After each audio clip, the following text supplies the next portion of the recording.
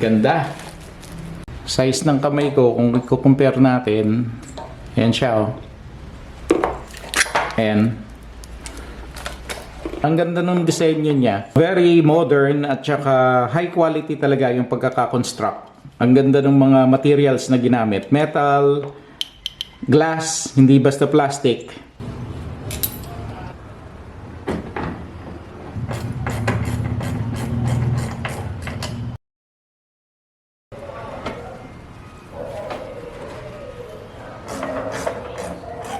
Nakakabit na siya. Dito rin sa kabila.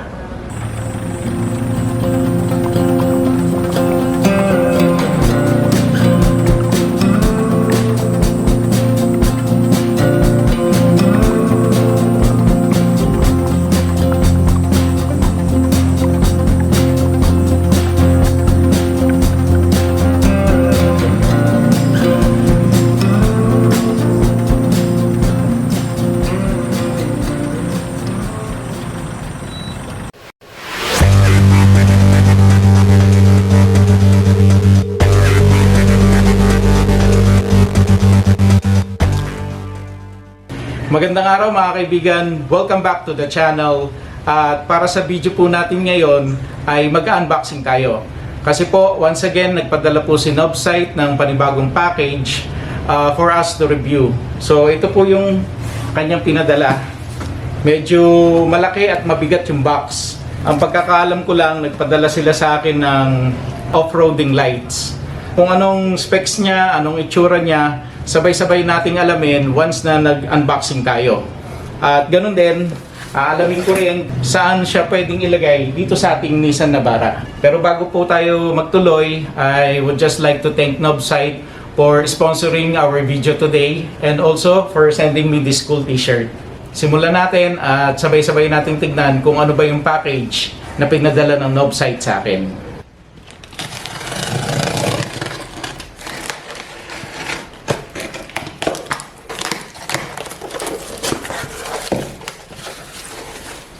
So ito yung pinadala sa atin ng Nobsite, Cyber One na 2 inches off-road pad. Dito yung dimensions niya, yung laki ng kanyang ilaw.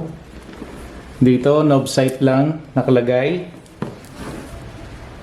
Dito yung kanyang picture. So dito naman sa likod, mababasa natin dito yung manufacturer lang pero wala siyang masyadong specs. Tignan natin sa loob.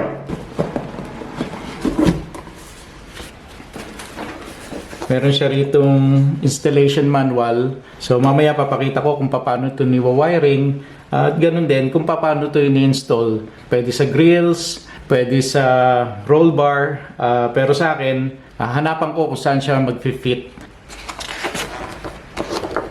Yung beam pattern niya ay spotlight, tapos ang voltage niya ay 9 to 36 volts. Ang power niya ay 30 watts. At meron siyang color temperature na 6000K. Nasa white yung kanyang color. Tapos yung what's included in the box, dalawang off-road pad, dalawang black cover, dalawang yellow cover, at saka yung mga mounting brackets and hardware. So ito naman yung kanyang wiring diagram. So palagay ko may harness na to sa loob. So tara, check natin. Ganda. Ang laki. Size ng kamay ko kung i-compare natin. Yan siya oh. Ganyan siya, kalaki. Tapos meron ditong yellow na cover. So pwede nating i-interchange. Ayan. Ganda ng ilaw. High quality. Siguro pagka nag-off-roading tayo, pwede nating alisin itong mga cover. Kasi parang dinidifuse niya yung, yung liwanag, binabawasan niya. Tapos, pagka maulan, foggy, pwedeng ito namang yellow ang ilagay natin para mag-change naman siya ng color. Maging dilaw yung kanyang kulay. May kasama ng mga hardware. And then, ito naman yung harness. Ang maganda rin dito, meron na pala siyang kasamang switch. So ilalagay lang natin to sa dashboard kung gusto nating i-operate. Tapos ito naman para na dito yan sa dulo ng ilaw.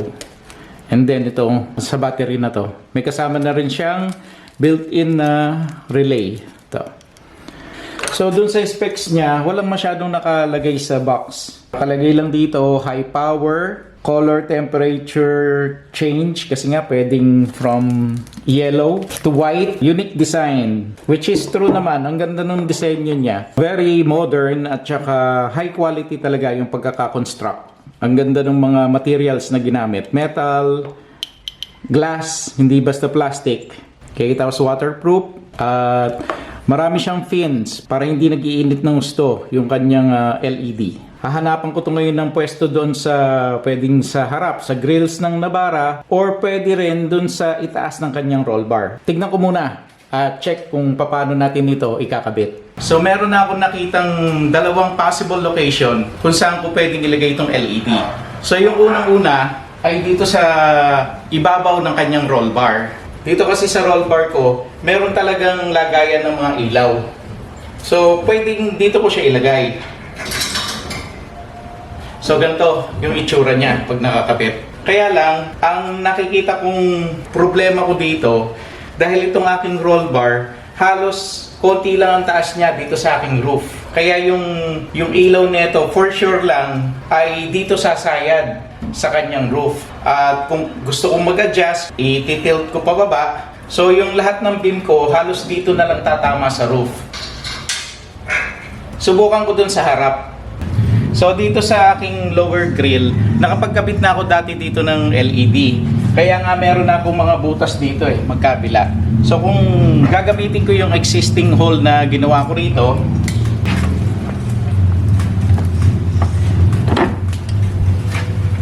ganyan ang magiging itsura niya. Sa tingin ko, dito ko na siya ilalagay.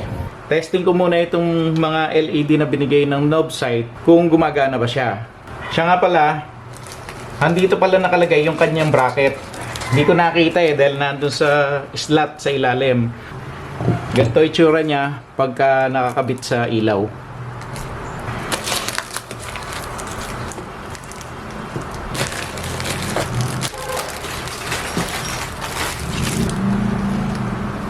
Kakabitan ko to ng power supply. Yung ganitong mga dulo, dito siya sa terminal ng bawat LED. Tigisa yan. Ito naman yung kanyang switch. Yung dulo niyan, naka-socket terminal para madali nating tanggalin at madaling i-shoot doon sa interior cabin.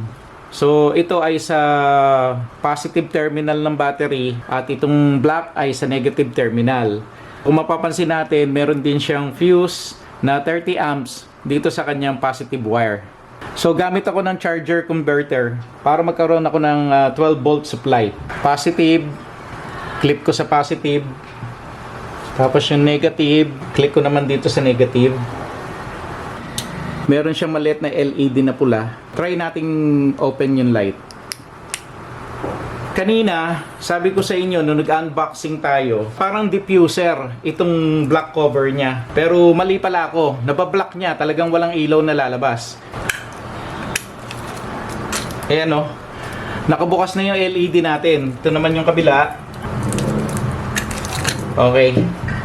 So lalabas itong black na ito ay cover lang, takip lang niya. So parang protection lang niya. Ito gagana kasi mapapalitan siya ng amber color. Papatayin ko. Okay, buhayin ko siya uli. Working yung ating mga lights, pati yung kanyang wiring harness. Ngayon, pakita ko naman kung paano ko siya ikakabit sa engine bay ng aking Nissan Navara.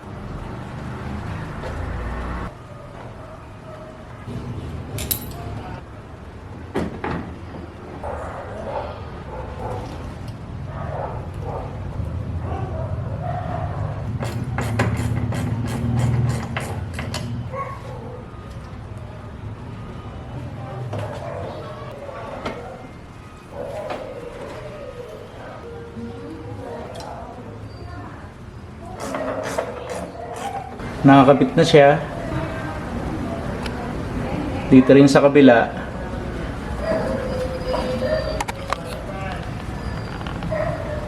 Ayan, lagyan ko lang dyan ng tornilyo, hinikpitan ko lang.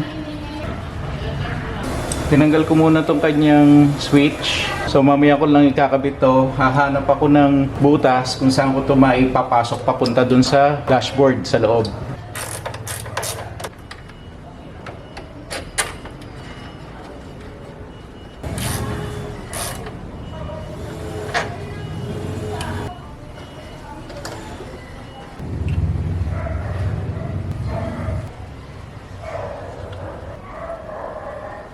Bago ko ito i-connect sa positive terminal ng battery, tatanggalan ko muna ng fuse. For safety reasons lang. Para kung magkaroon man tayo ng problema mamaya habang nag-wiring tayo, hindi pa connected yung ating positive. Putol pa yan dito.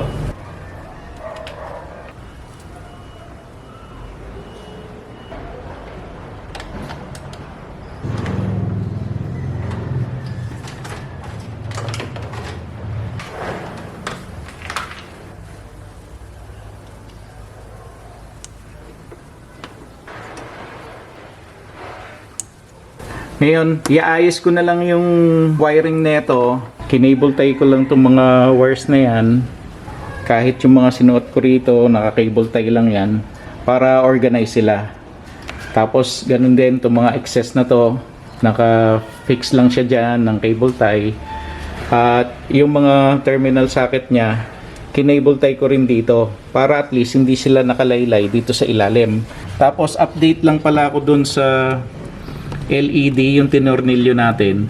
Nilagyan ko siya ng angle bar. So dire-diretso yung angle bar na yan hanggang dyan sa kabilang LED niya. Kasi napapansin ko na pagka ginagalaw ko itong mga LED, wobbly siya, gumaganon. So nung lagyan ko ng reinforcement, yung angle bar, fix na siya, hindi na gumagalaw. So ngayon, gawin ko na itong para sa kanyang switch. Para maipasok itong wire ng switch, naghanap lang ako ng rubber grommet kung saan pwede ko itong ipasok. Nagdagdag ako ng switch dito. Kasi yung isang wire natin na nandito sa terminal, yung white, laging meron supply ng power. Kasi yun yung kanyang trigger para sa kanyang relay. Pagka kinonect natin to, yung ating switch, laging naka-on yung kanyang ilaw. So ang function ng switch nito ay pwede nating switch off. Para at least yung ilaw dito ay mapapatay din natin. Dito ko napiling ilagay yung ating switch. At yung ding extra switch na ginawa ko, nandito lang siya. So temporary location lang yan. Hahanapan ko pa yan ng mas magandang pwesto. Napaka-importante sa akin nito na meron akong on and off switch. Kasi nga, madalas iniiwan ko tong unit ko na to ng 1 linggo, 2 linggo na hindi ginagamit. Kung nakarekta tayo at laging nakailaw yung LED dito, sa loob ng 1 o 2 linggo, malaking mababawas sa battery. Magkukos pa rin yan ng pagkalobat ng ating battery. Open ko siya. Okay, yung green naman ang nakailaw. Check natin dito sa kanyang harapan.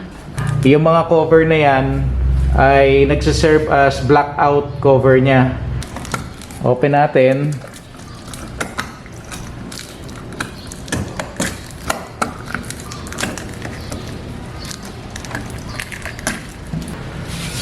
So, ganyan ang itsura niya. At kung titignan natin yung sa pader, spotlight kasi ito. Siya nga pala, yung ganitong klaseng mga ilaw, hindi ito ginagamit sa regular driving natin. Usually, auxiliary light lang ito na ginagamit ng mga nag-overlanding or yung mga mahilig mag-camping sa mga lugar na hindi pa masyadong develop yung mga kalsada. Yung mga mahilig mag 4x4. So, extra lighting to para sakaling gabi yung kanilang dinadaanan, maraming lubak, maraming bato. Yung mga auxiliary light na to or off-roading lights na yan, definitely magbibigay ng additional lighting. So ngayon, punta naman tayo outdoors and testing natin yung capabilities nitong bagong Novsight 2 inches off-road pad.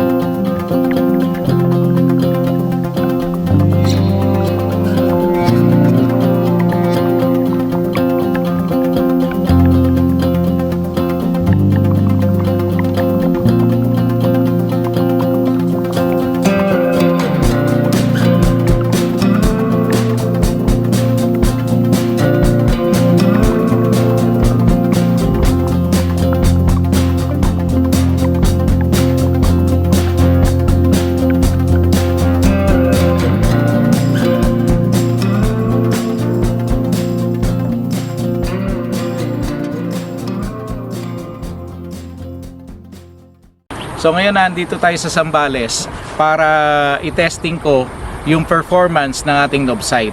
Tanggalin ko muna yung mga protective na plastic niya.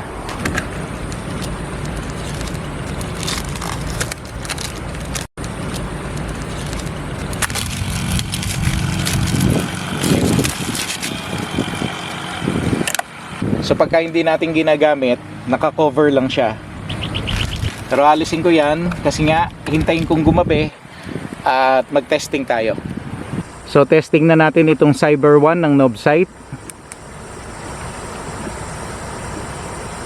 Ayan, kung makikita natin, napakalakas ng kanyang liwanag.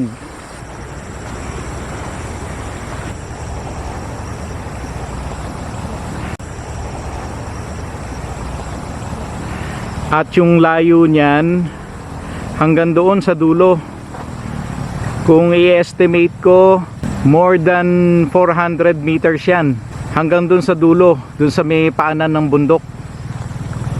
So ganyan yung liwanag na ibinibigay ng Cyber 1 ng knob sight. So try naman nating ikabit yung kanyang yellow cover. Nabago yung kanyang kulay, naging amber o yellow. So kung mapapansin natin, malawak din yung kanyang inaabot.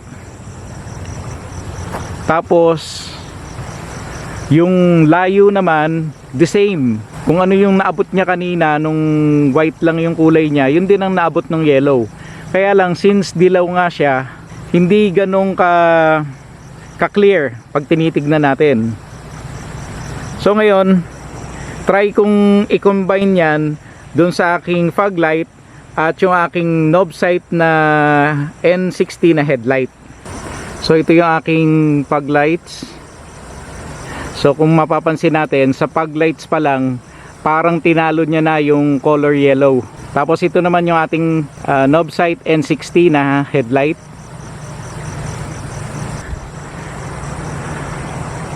Napakalawak ng kanyang liwanag. Tapos ganyan yung itsura ng kanyang combination. Kaya lang nga medyo kinain yung orange na ilaw. Makikita natin may konti doon sa dulo, pero halos kinain ng mga puting ilaw. So try ko ngayon na alisin naman yung cover. So ganyan naman yung kanyang itsura. So puti na yung Cyber 1. Para naman sa kanyang liwanag, masasabi ko na mas maliwanag ito kesa dun sa may yellow cover. Tapos kung titignan natin sa dulo, kitang kita pa rin dun sa dulo yung kanyang ilaw. So ang masasabi ko dito sa knob sight na Cyber 1 ay very useful to, lalong lalo na kung mahilig kayong mag overlanding or kung umuwi kayo sa mga liblib na lugar, sa mga probinsya, at kinakailangan nyo yung additional na auxiliary light.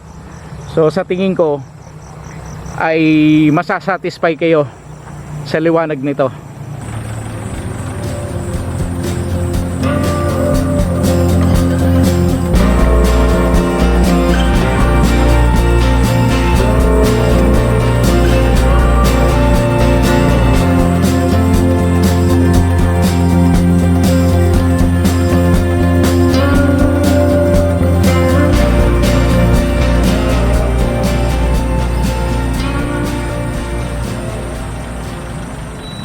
So sana po nagustuhan niyo uli yung video natin ngayon. At kung hindi pa po kayo nakasubscribe, subscribe lang po sa ating channel. At click nyo rin po yung notification bell para lagi po kayong updated every time na mag-upload po ako ng bagong video. So mga kaibigan, maraming pong salamat and I hope to see you again on my next video. God bless!